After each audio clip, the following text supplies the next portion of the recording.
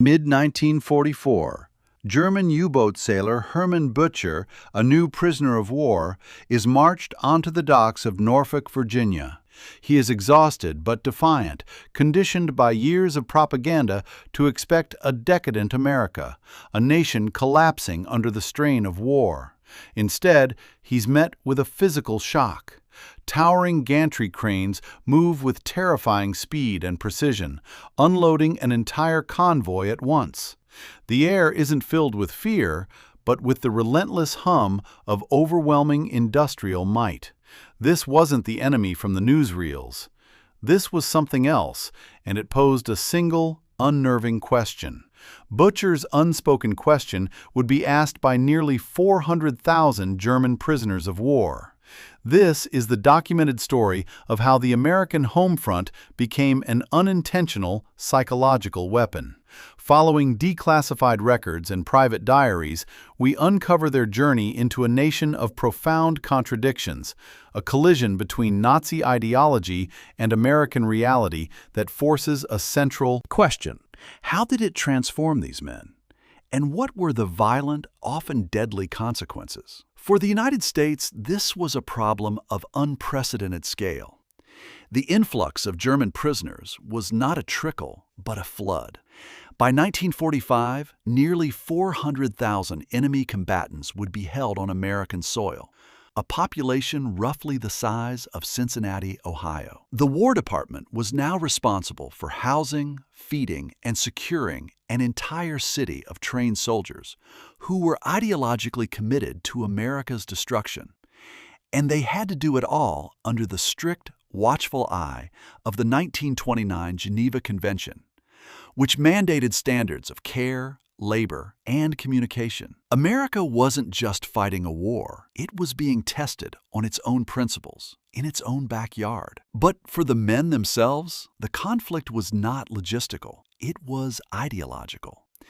They were the products of a system that had spent a decade convincing them they were the Herrenvolk, the master race. They were taught that America was a corrupt, inefficient society, a mongrel nation, weakened by racial mixing, ruled by Jewish financiers, and teetering on the edge of economic and social collapse. Their capture was a military defeat, but their arrival in the enemy's homeland was a chance to see the rot up close, to confirm the truth of their Führer's words. Their indoctrination had prepared them for interrogation, for hardship, for defiance. It had not prepared them for the view from a train window. From the ports, they were packed onto trains, blinds drawn. But as the convoys moved inland, the guards often relaxed. The blinds went up. For the next 2, 3, sometimes 4 days, the prisoners stared out at a continent. They were crossing a nation they had been told was starving, its industry crippled by the war effort. Instead, they saw endless, immaculate fields of corn and wheat. They rolled past towns where civilians weren't huddled in fear, but were driving their own cars, lining up for movie theaters.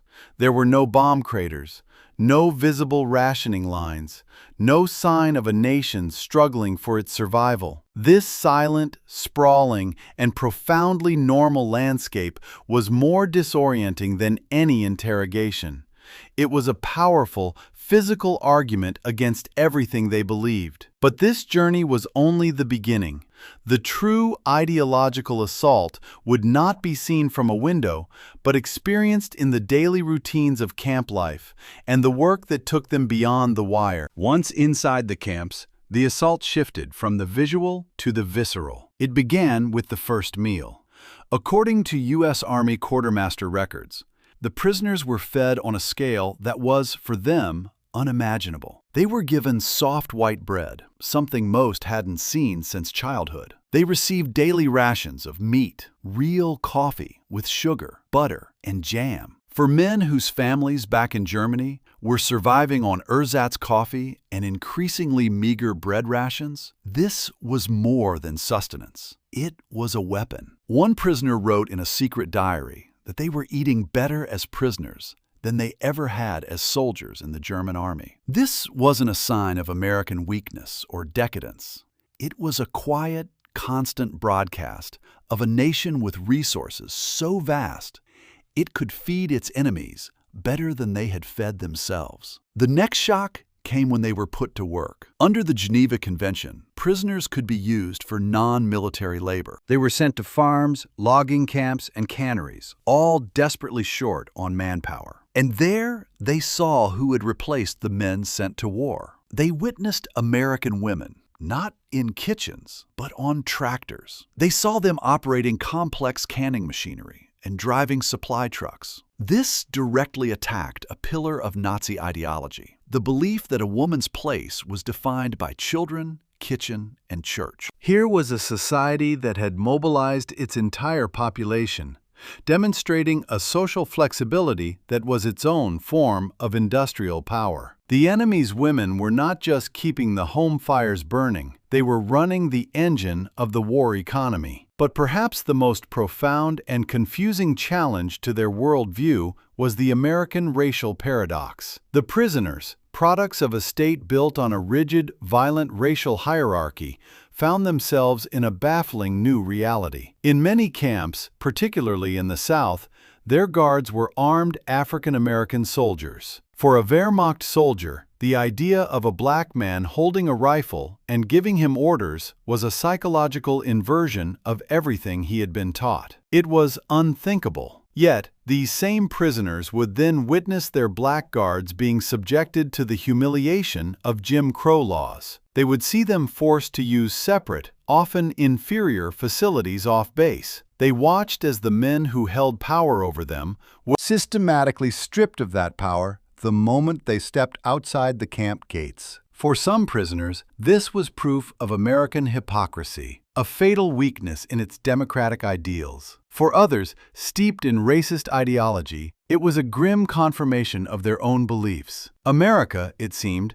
was a nation at war with an enemy abroad and with itself at home. The final, and perhaps most corrosive element of this psychological campaign was found inside the camps themselves. At the Post Exchange, or PX, prisoners could spend the small wages they earned from their labor. Here, they were confronted not with ideology, but with the irresistible pull of American consumerism. They could buy Lucky Strike cigarettes, Hershey's chocolate, and ice-cold Coca-Cola, brands that were already global symbols of a life of ease and pleasure. And they could buy magazines. Copies of Life and Look, filled with glossy photographs, became a contraband currency. In their pages, the prisoners saw an America not crippled by war, but energized by it. They saw pictures of smiling families on vacation, teenagers at sock hops, sprawling new suburbs, and advertisements promising an even more prosperous future. This wasn't propaganda about tanks and planes. It was a vision of a confident, comfortable, and utterly normal civilian life that was continuing, uninterrupted, even in the midst of a world war. It was a life they were fighting to destroy, but which now seemed impossibly, crushingly superior. This relentless exposure to the food, the labor, the racial contradictions, and the casual abundance was not, as it seemed, a series of random coincidences. It was a strategy. It was a strategy conceived within a small, secret branch of the U.S. military, the Special Projects Division of the Provost Marshal General's Office. Their official mission, detailed in now declassified documents, was a program of re-education. This wasn't simple propaganda, it was a calculated psychological operation. The work details were chosen to showcase American industrial might. The camp libraries were carefully stocked with books on democracy. Special anti-Nazi German-language newspapers were printed and distributed. The prisoners' exposure to America was, in fact, a carefully managed curriculum, designed to use the undeniable truth of American life as a weapon to dismantle their faith in National Socialism. But this ambitious attempt to plant the seeds of democracy behind enemy lines would have an immediate, unforeseen consequence. It ignited a civil war behind the barbed wire. For a small but growing number of prisoners, the American curriculum was working. They began to openly question Nazi doctrine. But inside the barracks, a shadow government of staunch Nazi loyalists still held power. They saw cooperation not as re-education, but as high treason. At night, they held secret tribunals, kangaroo courts. Based on camp records and post-war testimony, these were not trials, but sentencing hearings. Men who attended democracy classes or were merely suspected of wavering loyalty were branded as traitors. They were beaten, sometimes to death, not by American guards, but by their own comrades. The ideological battle had become a physical war for survival, forcing the U.S. Army into a bizarre new role, protecting its German prisoners from other German prisoners. This brutal internal war was the violent climax of the collision that began on the docks at Norfolk. What then was the final meaning of this high-stakes American experiment? For Herman Butcher and the thousands of men like him, the final meaning of the American experiment was not conversion, but confrontation. The nation they were forced to witness, overwhelmingly powerful, endlessly plentiful, and deeply flawed, was a physical refutation of Nazi ideology. The high-stakes gamble of re-education didn't create a legion of Democrats, but it did succeed in demonstrating that a nation's real power lay not in ideological purity, but in its colossal productive capacity and even its freedom to display its own contradictions. It revealed a hidden front of the war, where the battlefield was the mind. For many German soldiers, the war wasn't ultimately lost on the battlefields of Europe. It was lost in the quiet abundance of its grocery stores, the relentless power of its factories, and the profound contradictions of its segregated train cars.